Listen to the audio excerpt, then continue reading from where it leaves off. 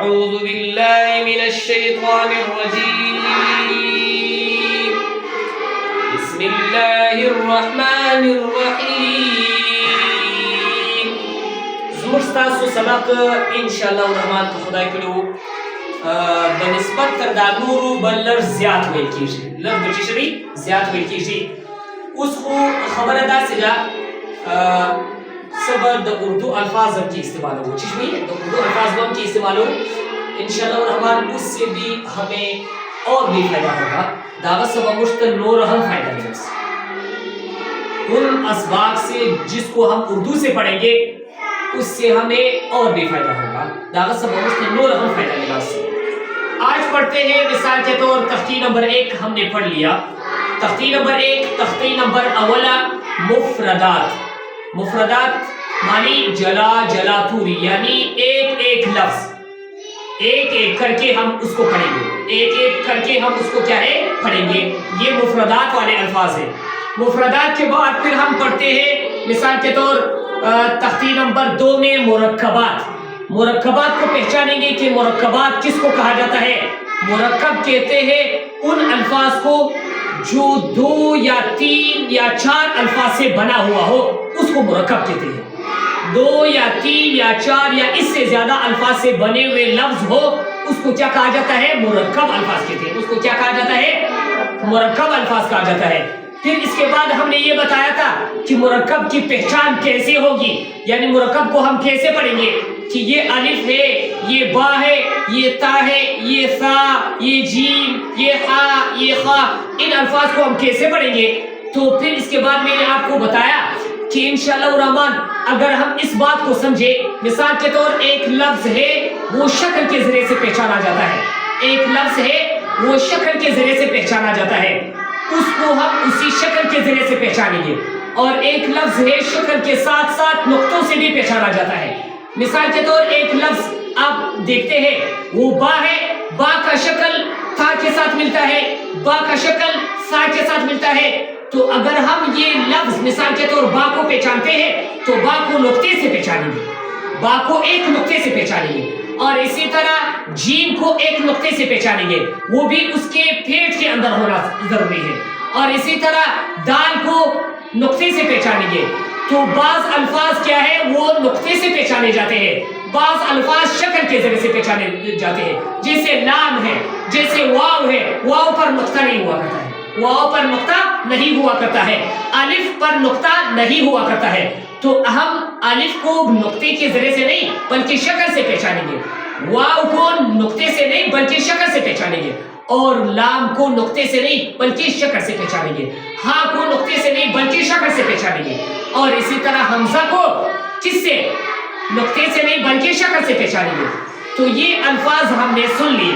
اس کے بعد ہم کہتے ہیں کہ تختی نمبر 4 تختی نمبر سلرما، تختی نمبر 4 تختی نمبر سلرما.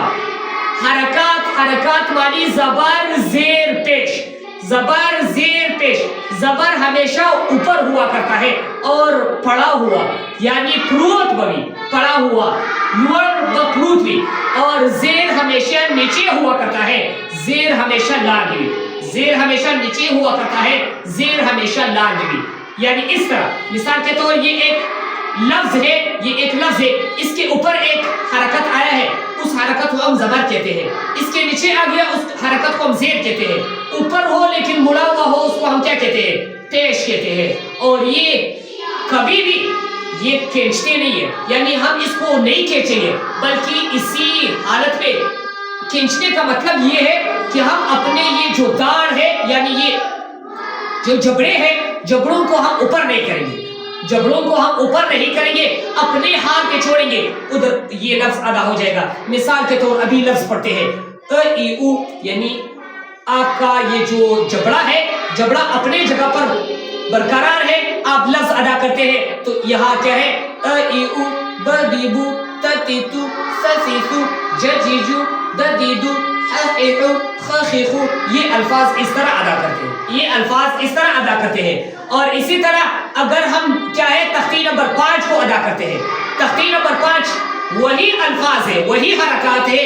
مثال کے طور ایک حرکت ہے زبر، اس زبر کو ہم 2 کرتے ہیں، ایک حرکت ہے زیر، ہم زیر کو دو بناتے ہیں، ایک حرکت ہے پیش، اس حرکت کو ہم دو بنا دیتے ہیں، تو یہ کیا ہے؟ یہ ہے تنوین، یہ ہے کیا؟ تنوین۔ تو تنوین کو ہم کیسے پڑھیں گے؟ تنوین کا پڑھنا ابھی ہمیں معلوم ہو۔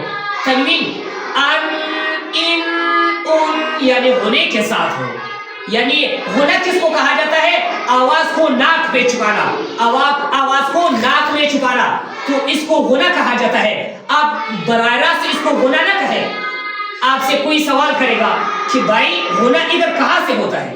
ہونا تو نہیں ہے، لیکن آپ اس کو جواب دے دیں کہ ہونا کا اس کو کہتے ہیں جو آپ لفظ جس کے اندر ناک کے اندر چھپا لیں، اس کو ہونا کہا جاتا ہے۔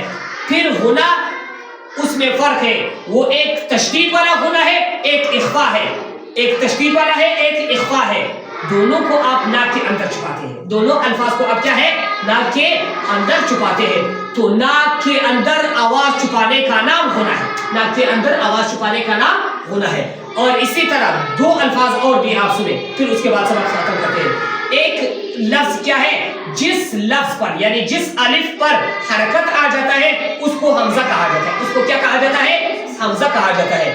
اور جس دو زبر کے بعد، جس دو زبر کے بعد یا آ جائے یا الف آ جائے، یا الف آ جائے دو زبر کے بعد، وہاں یہ یا اور الف دونوں نہیں پڑھا جاتا ہے، وہاں یا اور الف دونوں نہیں پڑھا جاتے ہیں۔